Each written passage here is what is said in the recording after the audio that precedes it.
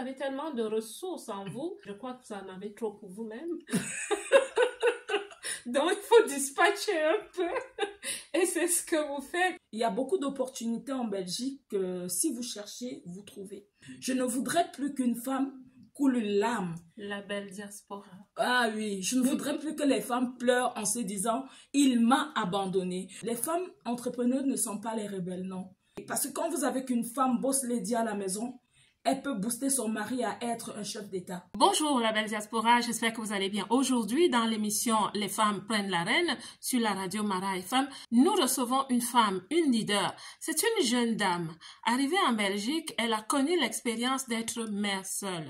Malgré les tracas que viennent avec cette situation, elle n'a pas jeté l'éponge. Aujourd'hui, elle est entrepreneure esthéticienne. À côté de cela, elle a une association ASBL Mère et Fille où elle chaperonne des jeunes filles, mères seules, qui souhaitent comprendre ce qu'est l'entrepreneuriat. Écoutons-la. Donc, fondatrice d'une association pour jeunes filles mères, pouvez-vous expliquer pourquoi cette vision? Je dirais que la vision vient du vécu. Oui. Donc, en tant qu'au préalable, maman très jeune, oui.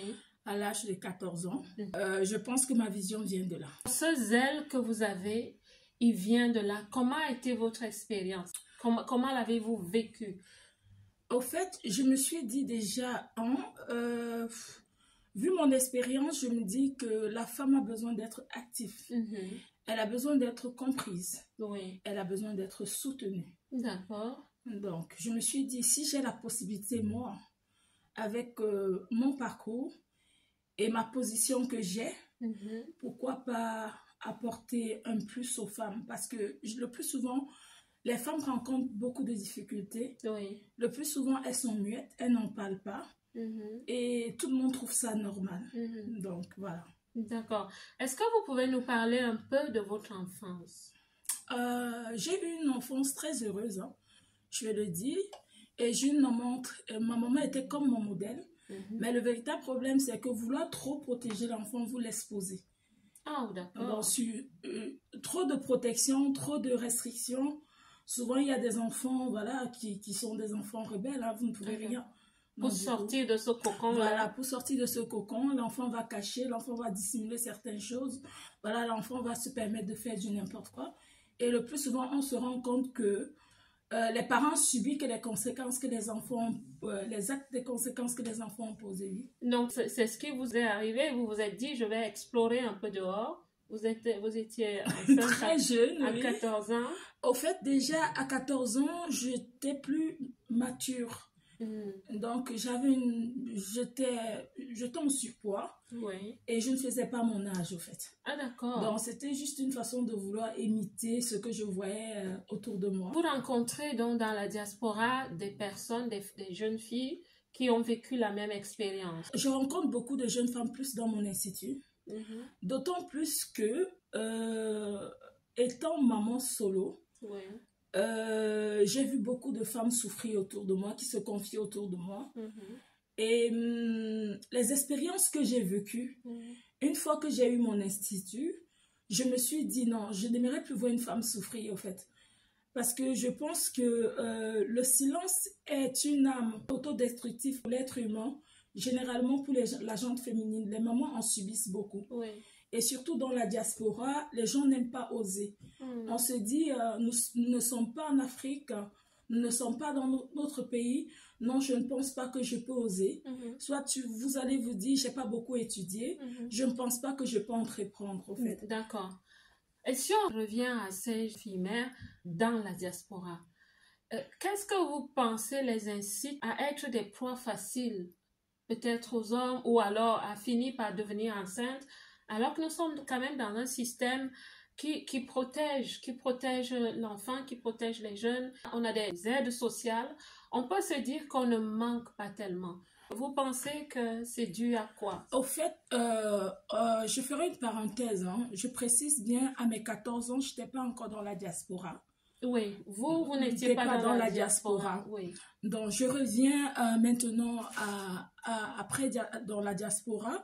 Ce qui pousse les femmes le plus souvent a subi, c'est, je dis, le mésentente d'un ménage, au fait. D'accord. Donc, vous voyez, la femme ne tombe jamais enceinte toute seule, c'est toujours dans une relation. Oui.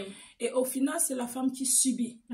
Donc, généralement, le plus souvent, nous rencontrons des hommes dans la diaspora. Je ne dis pas tous, hein, mais le plus souvent, les hommes ne sont pas responsables. Certains hommes, voilà, vous allez faire des enfants, ils vont vous... Vous voulez dire, ils ne prennent pas leurs responsabilités. C'est généralement la femme qui se retrouve à prendre ses responsabilités. Et il y a beaucoup de femmes qui viennent soit par le mariage, soit, voilà, qui viennent soit par regroupement familial, qui se retrouvent dans des situations un peu difficiles. D'accord. Et même pas seulement les Africaines, beaucoup de femmes que je rencontre sont... dans beaucoup de situations un peu compliquées. Pourquoi elles se retrouvent avec les enfants? Elles ne travaillent pas. Elles dépriment. Soit elles tombent soit dans l'obésité. Elle n'a plus confiance en elle. Elle se dit qu'elle a échoué. Si elle a déjà 2, 3 enfants, elle se dit, voilà, je ne pense pas que je pourrai un jour me remarier. Au fait, mon but à moi, c'est de booster les femmes à ne pas se limiter, à ne pas se focaliser sur le regard de l'autre. Qu'est-ce que l'autre pense de moi? Donc, c'est pour qu'elle se focalise sur ce que... elle se focalise sur elle, sur sa propre vie. D'accord.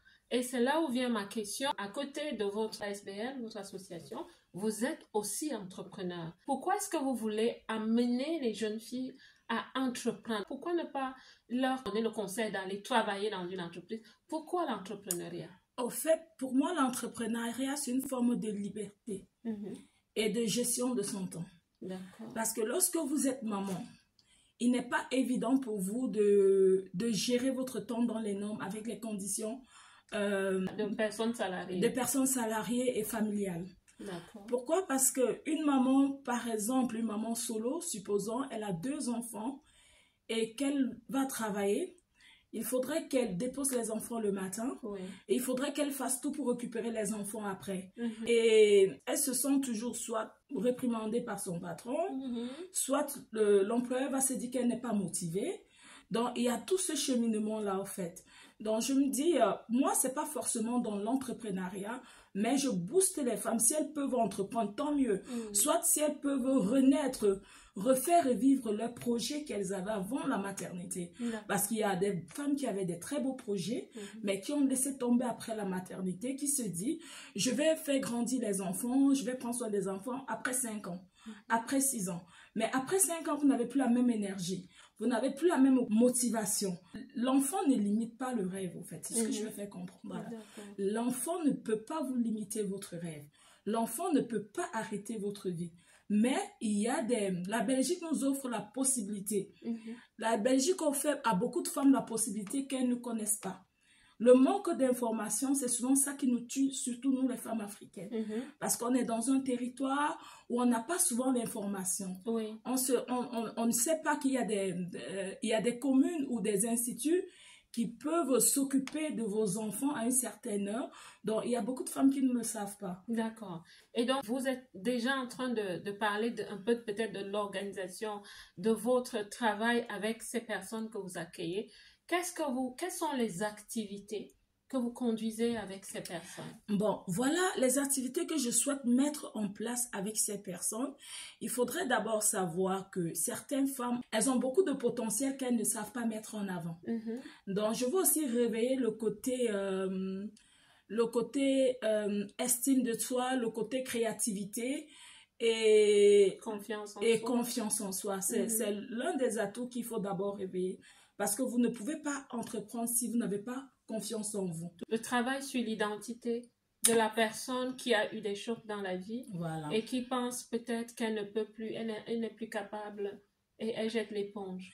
Le plus souvent, au fait, c'est aussi la remise en question. En général, l'être humain, en gros, n'aime jamais se remettre en question. Il est facile de jeter la faute sur l'autre. Parce que beaucoup de femmes, nous sommes dans certaines situations parce que nous avons eu à faire des mauvais choix. Et lorsque vous ne réalisez pas que vous avez eu à faire des mauvais choix, vous n'êtes pas prête à sauter le cap. D'accord. Et le but de l'ASBL, c'est plus, c'est un travail. C'est vrai qu'il y a l'entrepreneuriat, mais il y a aussi ce côté. que la femme essaye... Le développement personnel. Voilà, le développement personnel, qu'elle essaye de prendre conscience que voilà, ce n'est pas forcément l'autre qui est mauvais, mais ce sont ses choix qui l'ont positionné dans cette situation. Voilà. Donc, elle essaie aussi d'assumer. Parce qu'une fois que vous parvenez à assumer vos actes, vous avancez. Bien sûr. Vous êtes sur la voie de la guérison. Une fois que vous vous rendez compte que, oh, en réalité, le mec, lui, je pense qu'il n'a pas tort. Lui, il vit sa vie. Mais tiens, j'ai été égoïste. Pourquoi? Parce qu'à une certaine époque, je ne me suis pas posé les questions du futur. J'ai voulu vivre la relation, j'ai voulu penser à moi sans penser aux conséquences. Donc, une fois qu'il y a les conséquences, assume qu'à un moment donné, tu as perdu confiance. Nous aurions besoin d'une salle, d'un espace de vente. D'accord. D'un espace de vente pour ces femmes artistes. Okay. Pour ces femmes qui ont des créations, qui fabriquent des arts, qui font des trucs avec leurs mains, avec leurs doigts. Voilà, leur booster à tester d'abord le projet parce que l'entrepreneuriat, il faut comprendre que ce n'est pas parce qu'on est entrepreneur qu'on est riche, en fait. Il y a des obstacles qu'on rencontre en tant qu'entrepreneur et je n'aimerais pas motiver certaines femmes à se lancer dans l'entrepreneuriat pour fermer dans 6 mois ou dans 1 année. Donc, elles vont encore sombrer dans la dépression précédente.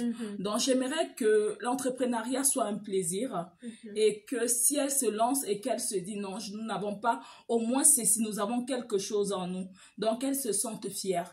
C'est ça le plus important. Une salle d'exposition, une salle de vente où les mamans pourront apporter les objets, que ce soit des confections, des tableaux, parce qu'il y a beaucoup de femmes qui font des tableaux, de très beaux tableaux d'ailleurs, que ce soit des confectionnements, des sacs. Il y a des femmes qui customisent des pains sur des vêtements, dans une vitrine qui pourra permettre à ces femmes d'exposer vraiment leurs œuvres. Le temps de tester aussi la rentabilité, si par mois, combien d'articles sort, est-ce que il faut se lancer dans ce domaine, est-ce qu'il ne faudrait pas changer, ou soit en se lançant dans ce domaine, ou compléter.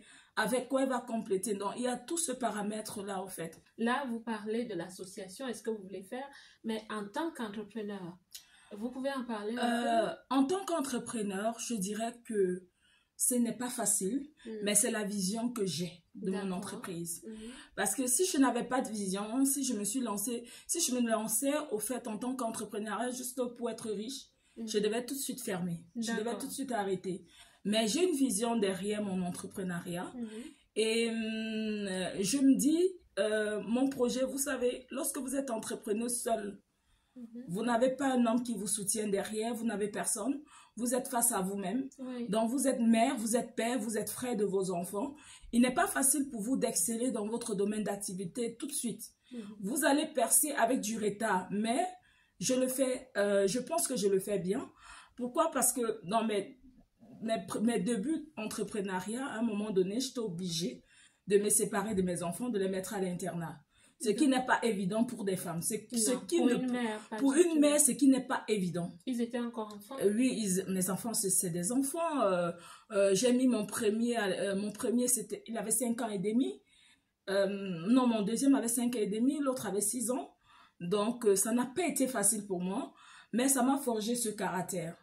C'est ce caractère qui m'a boosté et je me suis dit non, je ne voudrais plus qu'une femme vive ça parce que c'est le plus pire moment, les plus pires conditions d'une femme de se séparer de ses enfants en étant présent en fait. Donc, du coup, ce côté était très difficile et je pense que ça a créé quelque chose au fait. Ça a créé comme forgé. Ça m'a forgé un caractère et une personnalité. D'accord, la résilience, voilà, la détermination. La détermination. Et je me suis dit, là où ça bloque, je vais le débloquer. Parce qu'aujourd'hui, rien ne peut plus m'arrêter, au fait. Et même pour venir ici ce soir, vous avez dû laisser les enfants. Vous me l'avez dit, oui, je l'expose. Parce que, oui, ça témoigne de qui vous êtes. Vous avez une communication à faire, vous ne vous dites pas, voilà, vous trouvez une solution. Il faut trouver. En fait, si je trouve l'excuse, je n'ai pas trouvé qui garder mes enfants, je ne dois jamais y arriver, en fait. Qu'est-ce que je vais transmettre? Je suis un peu comme un modèle qui veut transmettre quelque chose de positif. Donc, je dois d'abord être positif dans ma propre vie. Parce que si je ne me forge pas en moi ce caractère, les femmes qui viendront demain, lorsqu'elles voudront abandonner, qu'est-ce que je vais leur donner comme outil, comme atout? avec quelle âme je vais les convaincre? Parce que je ne peux que parler du vécu, de ce que j'ai vécu. Et vous ne transmettez que ce que vous pouvez et ce que vous avez en vous. Tout à fait. Wow. Nous sommes sur une radio qui est de culture africaine. La diaspora a vraiment besoin des personnes comme vous. Et nous allons essayer de suivre ce qui se passe avec cela parce que nous pensons que c'est un très bon projet. Parfois, on entreprend parce qu'on souhaite changer sa propre vie. Mais vous êtes entrepreneur, mais vous vous dites que vous avez créé tellement, de force, vous avez tellement de ressources en vous que vous souhaitez, je crois que vous en avez trop pour vous-même. Donc, il faut dispatcher un peu. Et c'est ce que vous faites. Et je crois que vous faites vraiment bien. Merci. Mais maintenant, en tant qu'étrangère, ça fait combien de temps que vous êtes à l'étranger? Et est-ce que ça a été plus facile ou plus difficile parce que vous êtes en Belgique? Je vais vous dire quelque chose. Aujourd'hui, ça allait un peu facile, mais c'était très difficile. Pourquoi? Parce qu'il faudrait déjà que nous sachions que lorsque vous n'êtes pas chez vous, vous allez travailler 5 fois plus que les autochtones, que ceux qui sont là. Donc, il ne faudrait pas qu'on se trompe. Donc, j'ai essayé, j'ai voulu me lancer dans l'entrepreneuriat en 2010. Et je n'avais pas de connaissances, je ne savais pas où toquer. Mais j'ai demandé, je suis allée chez à Tiris, hein, je suis allée me former, mais comme là, franchement, je n'ai pas trouvé les portes. Les portes ne m'ont pas été faciles. Non. Et non, ça n'a pas été facile. D'autant plus que lorsque vous entreprenez à une certaine époque, où vous n'avez pas de capital propre. Ce n'est pas évident. Ça, c'est pas évident. Donc, après, j'ai abandonné. Je me suis dit, voilà, parce qu'au départ, le premier projet, c'était, je voulais ouvrir un magasin agroalimentaire, mais moderne. Oui. Donc, je n'ai pas pu le faire et je me dis que c'était la meilleure. À cette époque-là, je n'étais pas prête. Parce qu'il faut être prêt dans la vie pour se lancer. Sinon, après, ça tombe. Voilà, sinon, ça va dans tous les sens. Et après, je suis rentrée à l'école me former. Donc, puisque j'aime tout ce qui est beauté, j'aime bien ça. Voilà, tout ce qui est esthétique, je coiffais déjà bien. C'est l'un des talents aussi que j'ai. Je me suis dit, non, je ne peux pas juste faire la coiffure africaine en Europe. Je ne suis pas en Afrique ici. Je suis en Europe et nous sommes en Belgique, c'est un pays multiculturel. Donc, pourquoi est-ce que je vais venir juste avec la coiffure africaine? Il faudrait que, voilà, que je soit au service de tout le monde, voilà, de tout le monde. Et certaines personnes m'ont dit, non, tu ne pourrais pas, certaines personnes ne voudront pas venir se coiffer chez toi en tant qu'Africaine. J'ai eu à travailler dans des coopératives d'activités qui m'ont même limité. Il y a des coopératives d'activités qui m'ont limité, qui me limitaient qu'à la coiffure africaine. À chaque fois qu'une cliente entrait, on allait renvoyer la cliente chez, peut-être, excusez-moi d'employer le terme, peut-être chez une Européenne, mais chez moi, on ne voulait pas. Et tellement ça m'a blessée dans mon fond intérieur que je me suis dit, mais non, pourquoi est-ce que je vais rester en coopérative? Pourquoi pas rentrer, pourquoi pas... être en entrepreneuriat. Voilà, pourquoi pas avoir mon institut à moi? Pourquoi pas mener mes propres enquêtes? J'ai commencé à mener mes enquêtes, voir comment ça se passe. C'est là où j'ai appris, voilà, la Belgique ouvre beaucoup de portes, hein. Oui. Franchement. Il y a beaucoup d'opportunités en Belgique que si vous cherchez, vous trouvez. Donc, c'est là où j'ai commencé à me poser la question, comment faire même pour avoir un salon? Je suis rentrée à l'école, on m'a dit non, pour avoir un salon, voilà, avec tes diplômes, tu dois passer un jury central et tout. Et puis là, tu peux avoir accès à un salon de coiffure. Je me suis dit, bon, pourquoi pas être indépendante, ne pas dépendre de quelqu'un? C'est là où j'ai eu mon salon, mais avec les ressources que j'avais acquises en 2010. Pendant la période où je voulais entreprendre, que je n'avais pas de fonds propres. Je suis rentrée, j'ai fouillé mon agenda et puis je suis rentrée, je me suis rendu compte qu'il y a des structures d'aide. Il y a des personnes qui peuvent entreprendre, tester le projet, même en étant au CPS. Je me suis rendu compte que vous pouvez tester votre projet en étant au chômage. Je me suis rendu compte que vous pouvez avoir même un fonds malgré que vous n'avez pas la possibilité, et je me suis rendu compte que vous pouvez entreprendre même si vous êtes affiché à la Banque centrale.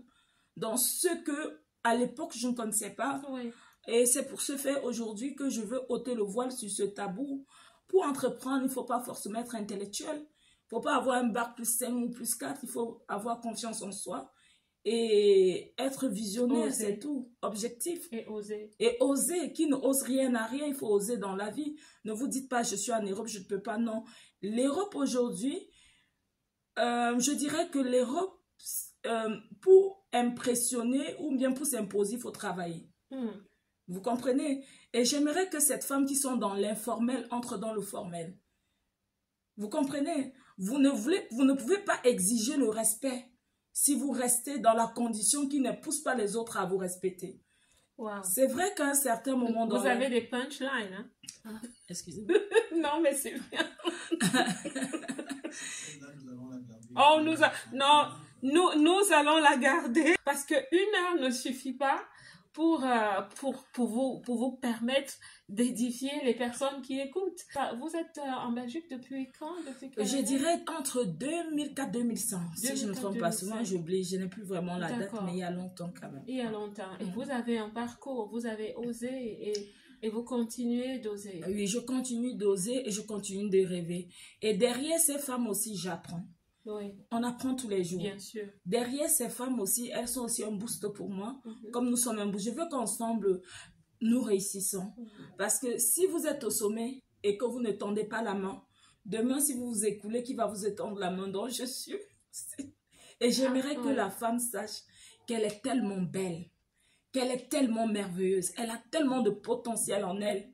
Je ne voudrais plus qu'une femme coule une larme. La belle diaspora. Ah oui, je ne voudrais plus que les femmes pleurent en se disant « il m'a abandonné ». Je veux que la femme de 5 enfants se dit « j'ai 5 enfants, mais ma vie n'est pas terminée ». Que quand un homme l'accoste, il l'accoste avec respect. C'est pas parce qu'on a 5 enfants qu'on est moins que rien.